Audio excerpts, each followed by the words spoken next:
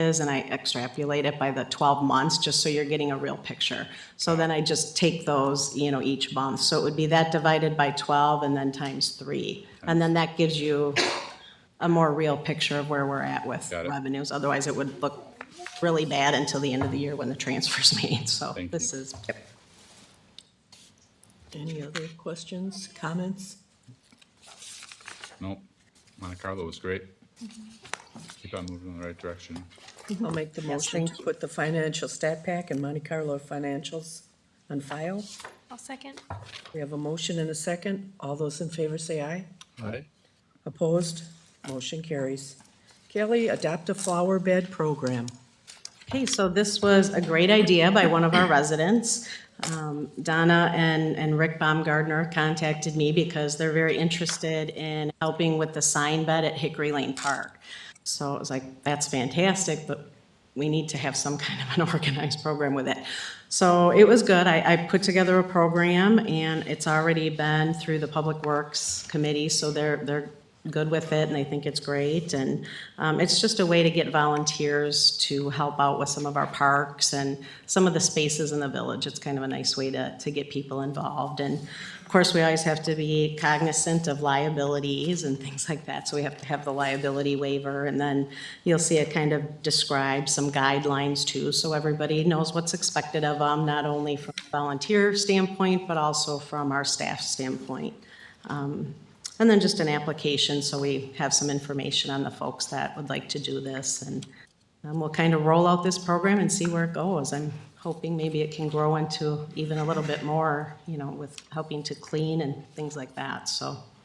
Are there other flower beds that are targeted for this, or is it just to get that one up and running? Or? Well, and I actually do have a map now, so I'll have to email that out to you. I didn't have it when we did the packet, but we're looking at Jackson Park, not only like their main sign beds, but also around the pickleball courts. Now there's an area that could be better taken care of if some people want to give it a little love. And then the islands and the flower beds at Jackson Park too could use a little extra care. And then our Reese Park and Meadowview Park also have, where the signs are, they have a flower bed, which really is just mulch right now because it's easy to maintain. But if we have a group or individuals that would like to plant some flowers and take care of them, that would be fantastic. So there's actually a map right now with 7 sites. Awesome. And this was for information only. Anybody else with questions, comments? As far as the plantings that would go in there, are you going to be advising them what plants you'd like to see? I think it does say that in there, so what we'll do is probably they'll let us know what they're looking at, and I will certainly leave that up to the DPW to tell us if they feel that's good. We certainly don't want any invasive plants or anything that we can't control. Right. So, good point. Okay. Okay. Moving on, the Jackson Dog Park feasibility and design update. Kelly? All right, well, we've had one meeting so far, so that's great. It is going, it's rolling. So right now, we're just looking at different locations, and we're trying to pinpoint some more definitive information on the Cedar Run Park as far as wetlands and any DNR requirements. So that's kind of where we're at right now, looking at that. So not a whole lot, but I just wanted to let you know that it's a work in progress right now with MSA, so. Okay. Any questions, comments? Oh, sorry, go ahead. I was just going to ask, are there any alternative locations you That's have? exactly what I was going to say. Well, it's kind of tough because we drove all over. We even went in the industrial park trying to look for potential sites. And to have a space large enough to do it right is tough. The only alternative place would be to try to kind of connoiter something in Jackson Park in an area that's not really being used, but I don't know if that's the best use either. But right now, aside from having to acquire property, which we'd rather not do, we'd rather, if we can, utilize, a low usage park. That's the best bang for our buck to be able to do it. But right now, that's about the second option we have. How many acres do you need for it? Typically, we would want 2 minimum acres, so, and that would have to be like 2 space for play, not 2, and then you're carving out parking and everything out of the 2, so. Okay. So If anybody knows of any land anyone wants to donate for a dog park, let me know. But we're gonna keep working on it though. Okay. Moving on to 6, Jackson Park and Recreation participation and data usage from 2015 to 2023.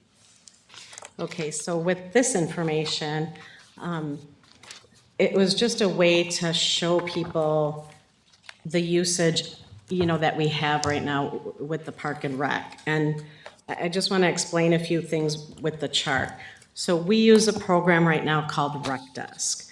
And we switched to Rec Desk back in, I think it was like 2018, because that's where we started to have like duplicate information. We saw people would go to register for a program and they would enter their family name and put, K Valentino. And then they would register 6 months later for another program and put Kelly Valentino. And we started to see that we had all this duplication. Then COVID hit. So we had some of our part-time staff, thank you, Brittany Rathke, go through a stack. We have thousands and thousands of participants in the database. So we spent a couple of COVID years going through all of those sheets. And when I say we, I mean Brittany. So we could eliminate a lot of the duplicates. So you'll kind of see that then heading into 2021. Then we kind of had another little clink happen in 2022, and that's when the town no longer supported us financially, and all the town residents now became non-residents, which really made it tough because our system doesn't have an algorithm that can do that because of our goofy addresses and the grid system. So what we ended up doing then in 2023 is now anytime there's a new person registering, they have to be pre-approved, and that lets our front desk people know that they have to check if they're residents or not residents. So when you look at the 2023 numbers, they're probably the truest numbers. And remember, that's not total. There are still people in the database. This is just new on top of it. So that's kind of an important thing to look at. So when you look at that, you had 2,480 residents register in 2023, 1,042 non-residents. So that's 3,522 people that just registered for a program, because that does not include any of our special event participation. It doesn't involve any residents or community people that participate in our 4K programs, our 3K, our Head Start programs, anything with the West Bend School District, because all those registrations go through the school district. It doesn't include any of our other partner groups. Seniors with the ADRC, if they're not in a program, like the senior meal program. Those registrations don't come through us, but they're still a very vital part of the community center and the role we play for our community. Boys and Girls Club. Boys and Girls Club, Kettlebrook Church, all of those partner groups. We're not taking their registrations or counting their people. So you would have to add all of that on top of those numbers just to get an annual picture of what's happening. And it's pretty incredible when you kind of look at those numbers. And then I wanted to give you a more detailed snapshot going back to 2015, because that shows, all the demographics too, which is kind of interesting, like ages and things like that, to get an idea. But I think it's just important to know. I think most people who have to spend any time over there are pretty well aware of the usage, but it kind of shows it on the graphs, so. Are all the people that use it required to have a membership? No, we're not. That's a very typical thing for like a YMCA, but we're not a YMCA. So when you see a breakdown like for memberships, those are just fitness memberships. So. And as far as the registrations, is that, when you have a registration, say like residents 1844, does that mean there was 1,844 different people, or do you register for a different program as the same person for a different program? In other words, I'm playing cards today and I'm playing pickleball tomorrow and I'm registering for those.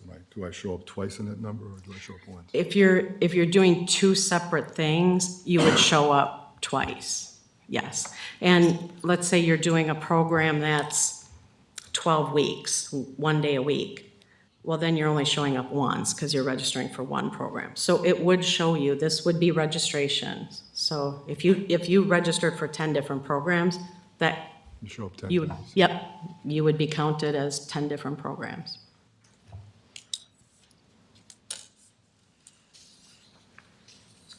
Any other questions, comments? It's just a tool to give a snapshot, so. Profiles. Oh, sorry, go ahead. Go ahead, I'm sorry. We're just talking about each other all night tonight. That's okay. So this is from 2015. I know as time's gone on, obviously that was, years ago. We've seen a ton of growth in the village and now the split between the village and the town. Anything more recent in terms of numbers and usage there, anything we can refer to? I would expect that it's used even more now with the number of Well, people. if you flip, you should have, I think I did do this all the way, up to 2023. All So the- you can actually compare. So when you look at 2015 and 2023, we went from 1583 to 2670 in registrations. Got it. So, And I even saw the chart at the beginning, but I got stuck on the numbers. oh, yeah, I just threw from 2015 all the way to 2023. But just keep in mind, when you look at the snapshot with the diagram, some of those anomaly years too. Yep. Might be a little goofy, so. What constitutes a profile being created? What causes that? What constitutes a profile In other created? words, when do you create a profile? In other words, you got 500 profiles created. Was that for a registration or for a membership, or is that, where is it? I It's like think, a 2023 Oh, I see, I see. last column. yep, So that's like a new registration where they have to set up an account the first time to register for something. it is. And I think if you add, like, the reservations and memberships, maybe, does that equal that? No, it doesn't, because it's just a new profile. But I'm So- thinking that, I took that to mean it's kind of like those are new folks registering for something that haven't before. They don't have a profile at all, so they have to set that up to register. You know what, that's a really great question, because if you look at 2015, you'll see 6,438. That's when we transferred over from ActiveNet to RecDesk. So that was a great question, Tim, because we had to enter all of the people from our former software package into the new software package. So that was everybody from when we started the department in 2001 up to 2015.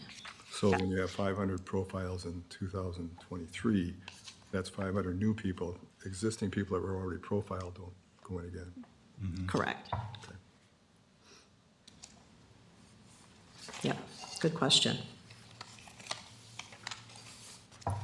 Seems on the low end, just was picking gonna up say that that. data now, flipping through. On a But new it gives you an basis. idea of the new, we talk about the growth in the village and new people moving in and all the houses we're seeing built up and how many of those new people are using, and not necessarily those, but that gives you an idea of new registrations, usage, using the programs, not all necessarily in the community center, but run by the Park and Rec. And that's a really good point, because being a small community, once people usually sign up for a program, they're sticking with it. So it's not a new profile, they're just part of the registrations, wherever it I falls. reset my password every time, so Correct. Then that don't, number will don't go count up. password resets. So this could be for pickleball at the park or anything at this point to register fee. Right, if they're starting a new profile, or just the registrations would be pickleball, because if they're buying a card, a punch card.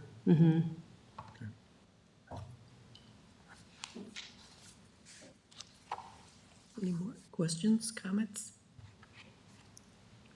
Thank you, Kelly, for putting that together. And Britt.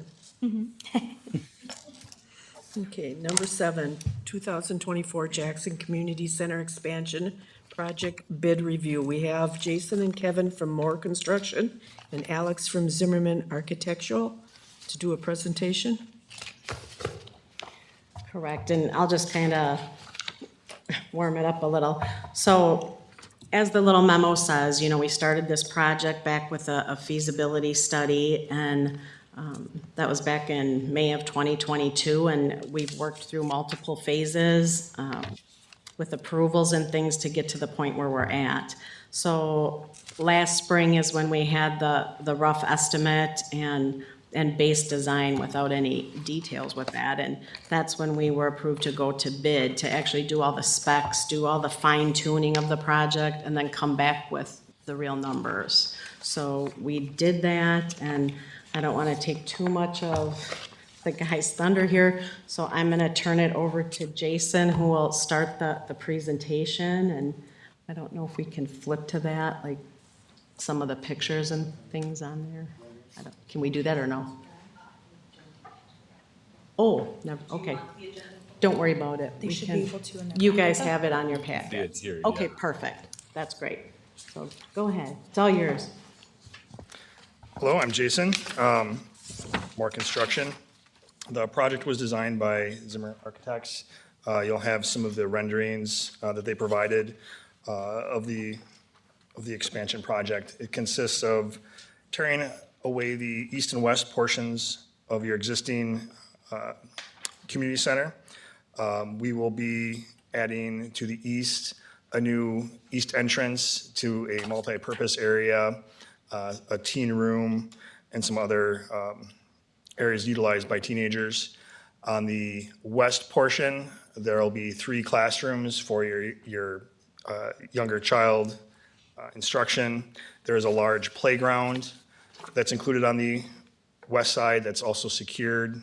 It's got a artificial surface, poured surface playground area, secure doors, a secure entrance on the west side for child drop-off. We also, in the center of the building, we add a new check-in desk with some security features. We also renovate a portion of the main office area just to the east of that main office, the main check-in area. Project would take about 8 months to complete. The project was separated into 28 separate contracts according to scope of work, what fit properly with customary construction procedures. The initial round of bids, we received coverage for most of the 28 contracts. We had decent coverage throughout, with the exception of 4 that we felt need to be either rebid due to lack of coverage or because there was some price advantages we wanted to take advantage of by slightly altering the project specifications. The next round of bids included just roofing, aluminum storefronts, fire suppression, and artificial surfacing. The artificial surfacing is for the exterior playground area. We reviewed both rounds of bids, and we came up with we reviewed and vetted both rounds of bids and reviewed all their subcontractors, contacted everybody, came up with the final pricing, which you'll see for the April 9th, 2024 pricing. Moore Construction recommended rejecting only the initial bids for roofing and the aluminum storefront systems, which is the glass. And then the second round of bids, which was for the roofing, the storefronts, looking at it again, Fire suppression. fire suppression and playgrounds, we recommend accepting all 4 of those.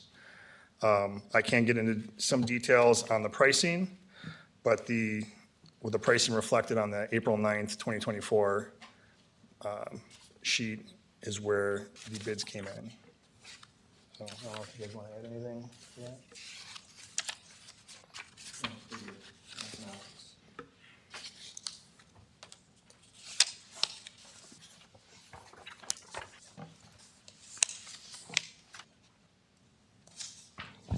Does anybody have any questions on the actual bids or the bid process? Of the bids that are here, which ones would you characterize as security upgrades? Security upgrades, the security laminates, the fencing, the storefronts, and some other minor components of, I'm sorry, was that door controls as Yep. well in that main lobby check-in? yep, which is which is indoors. It's also a little bit into carpentry with certain pieces of hardware. So which of the bid items would that encompass on here? Specific contract numbers, Yeah. those would be.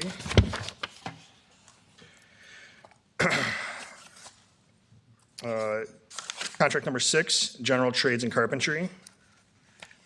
Contract number 10, aluminum storefronts. Number 11, safety laminates.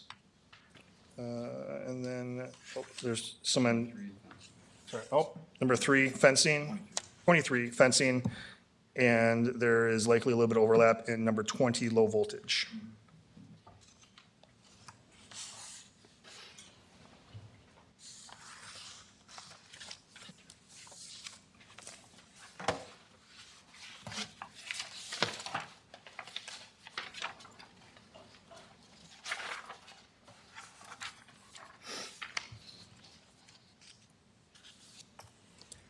Any Yeah. other, oh, go ahead, sorry. Sorry, I was gonna say, so the safety improvements, but I know in addition to the expansion to encompass the need for the additional space and programs, there was also mention of some of the kind of deferred maintenance from past. Can you say which items? The that- big ticket item for that would have been HVAC. There's some HVAC and roofing items. Those two contracts also constitute the largest cost categories for estimated cost deltas from the initial bid. Yeah, there's also replacement of the existing lighting system and upgrading to LED lights throughout our electrical contract, Okay, as well as some of the concrete floor resurfacing and wood floor refinishing of the existing gym. okay, And also painting too, because that was a big component on the outside, all the EFS that you can see Okay. is all, yeah. painting and sealing, I'm guessing. repair. That too. Yep.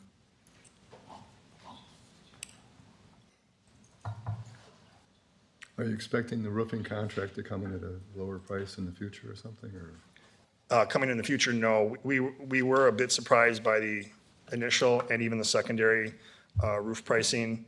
It's unfortunately, it's a market condition that wasn't anticipated. There was, those two, roofing and HVAC was 37% together. The total delta, what was the total delta on roofing? The total delta, percentage-wise? The primary reason for rebidding the roofing contract was, we'd gone through two different specifications that we wanted to explore. One was a built-up modified bituminous roofing that was gonna be substantially lower maintenance and longer lasting, but that came in quite a bit higher than what we were expecting for the fully adhered DPPM roofing. So that was why we made the decision based on the numerous bids we received from the first round to change that specification of the bid to obtain a lower price. And that did come in roughly $60,000 cheaper with the second bid round that we conducted. Yep, it's still a little bit higher than expected. Well, just one thing on that too, because we're talking about deferred maintenance. So with our CIP financial plan that we worked on last spring and last summer for the village as a whole, we added to replace some of those units annually, and it was around 10 to 12,000. When we looked, because our one unit is going, we keep Band-Aiding it right now, to replace that unit, we got the quote less than a month ago, and it's already over $18,000. That's just in less than a year that those units just went way up. It's crazy, so I'm not sure why. Is the HVAC then to replace all of them and start fresh with something new? Or- No, only, we have 3 problem children. The 2 in the gym and then our gathering hall units, we've had a lot of problems with. So those were the 3 we had For the to HVAC. replace. Yeah, because the other ones we're really not having problems with. So if those can get us where we can get on a different replacement program down the road, that'll be terrific. But these 3 need to be addressed. So, There's some comment made initially when we first went into this, that the units were too large, and that's why they were underutilized and causing problems going on and off when they didn't need to, that we needed to go to the smaller units so they would be working at appropriate capacity, something like that. Do you guys recall that at all? I remember it being mentioned, I don't remember specifics about that. Okay, I mean, the system is engineered by Harwood Engineering, which is, you know, they're one of the gold star engineers in my mind in southeastern Wisconsin. So I have great confidence in their plan. so the size units we're putting in are similar to the sizes that you're, Yeah. If you're undersizing something like an HVAC unit, you're basically working it to death.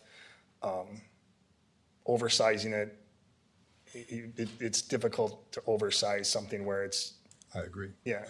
okay. I thought it was an odd Yeah, I don't- comment to begin with. It can Don't happen, remember but who made that. I don't believe so, but I'm not an HVAC engineer. Any other questions on the specific bids? And then if you look on page 32 of the Moore packet, it just shows where we would be at right now in its entirety. So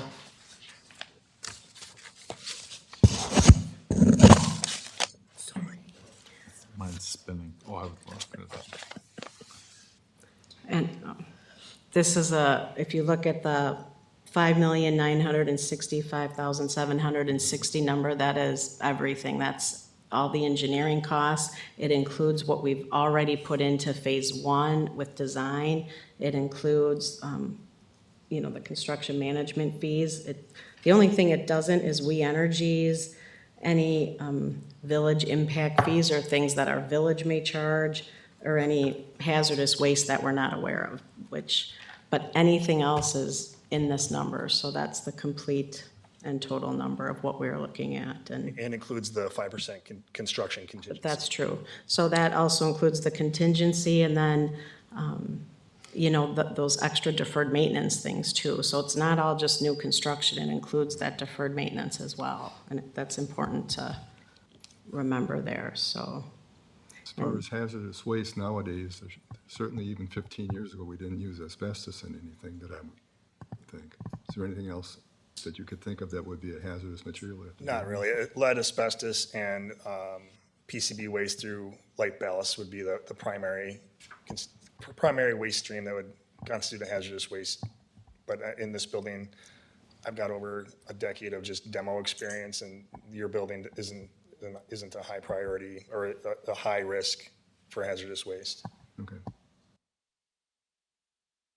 Yeah, I think from a soils too, those soils have been tested with the first round as well, so it's not like we're going into a new farm field where we don't know what's underneath the ground, so we're pretty confident with that. Because they'll be digging into the hill a little bit on the west side of the. Little bit into the hill. And that's where one of the safety with the increased fencing came in, because we needed to make sure that playground area was safe for the children who are out there. But also, as you know, the kids walk from the elementary school down Jackson Drive, and the last thing you want are those kids like trying to jump over the fence so we had to make sure it was high enough and constructed well enough where not only are the kiddos inside the area safe, but also the ones that are walking and, they don't get distracted to jump in. So there was a lot of consideration that had to take place when we were looking at that, and You eliminated the playground equipment.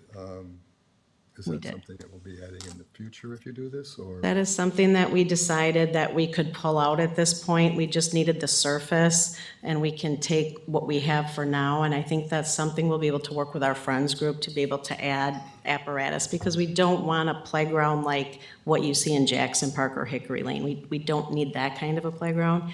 We need more low-to-the-ground educational, purposeful play equipment. And I think that'll be a really good match for our Friends group down the road, and that can save us from having to do it. And until that time, we certainly can repurpose what we have, and that's what we're planning to do with most of our furniture and everything else. We're pretty good repurposers, so we can do a lot of that. Any more questions, comments?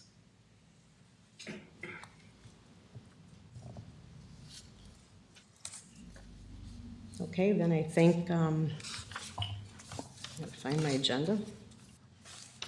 Can move on to number 8. Yes, I'm entertaining a motion for Resolution 24-07 to be sent to the Budget and Finance and the Village Board. So moved. We have a motion. Do we have a second? Second. And a second. We have a motion and a second. All those in favor say aye. Aye. Opposed? One nay. Motion carries. Number 9, the rental approval from Washington County Democratic Party Annual Picnic. Yep, this is something that they do annually, and, oh, where's my? The reason it's coming before you and then it'll go before the village board is because it is a fundraiser and they will be serving alcohol. The way our rules work with that, if they want to have beer, they need to contract that through the Park and Rec Department then, because we have the license, so we offer that. So it does have to get approved then through the board, and it is a fundraiser. They're not charging for people to come, but it is voluntary donations. So, again, they've done this for many years, and in case anybody's worried about political things, the Republican Party also has theirs, and that'll be coming soon too. So, we've been working with these groups for a long time, but we need to make sure we dot those i's and cross the t's. So I would certainly make the recommendation to approve if the commission so chooses to go that way. I'll make the motion to approve the Washington County Democratic Party Annual Picnic. Second. We have a motion and a second. All those in favor say aye. Aye. Opposed? Motion carries. Any citizens or village staff to address the Park and Rec Committee? Okay. Is anybody signed? I just, the Monte Carlo fundraiser, I own part of the Grammar Associates and we sponsor this year. Next year we'll definitely be sponsoring again. It was a great outing and I think it's a really good fundraiser for you guys to continue and hopefully it keeps growing. Thank you. Awesome. There's Thank a you. bunch of people that are interested in coming back after this year, so. Oh, good to hear. Thank you for supporting us. Thank you. Any more citizens? Staff? Okay. I'll make a motion to adjourn. Second. We have a motion and a second. All those in favor to adjourn? Aye. Motion carries. All right.